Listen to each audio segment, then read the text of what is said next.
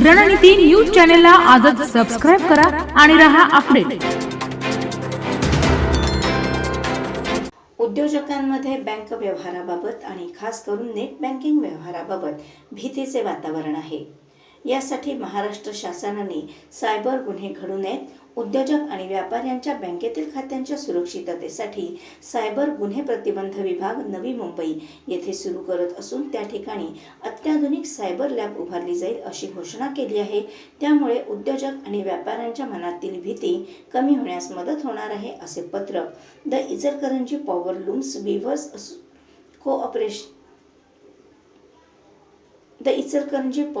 Viewers cooperative असोसिएशनचे अध्यक्ष चंद्रकांत पाटील यांनी प्रसिद्धीस दिले आहे।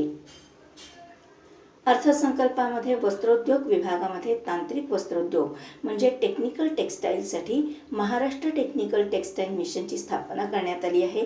यामुळे सध्या मागणी असलेल्या नव्या टेक्निकल टेक्सटाईल विभागाला चालना मिळणार आहे।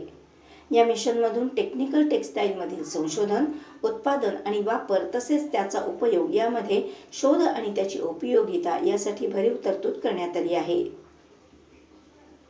त्याचबरोबर द इचलकरंजी पॉवरलूम असोसिएशनने मागणी केल्याप्रमाणे कापूस उत्पादक शेतकऱ्याकडे खास लक्ष देण्याचे सरकारने ठरवले आहे।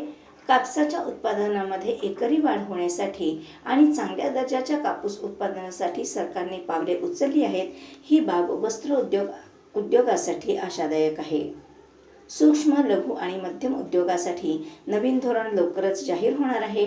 याचाही लाभ वस्त्रोद्योगास होईल। वस्त्रोद्योग विभाग सन 2025-26 साठी 774 कोटींचा अतिरिक्त निधी प्रस्तावित केलेला आहे। त्याचबरोबर यंत्रमाग उद्योगाला दिली जाणारी वीज सवलत अर्थ खात्याने परवाच महावितरण कंपनीला अतिरिक्त निधी दिल्यामुळे यापुढेही अविरतपणे सुरू राहणार आहे, असेही त्यांनी आपल्या पत्रकात म्हटले आहे।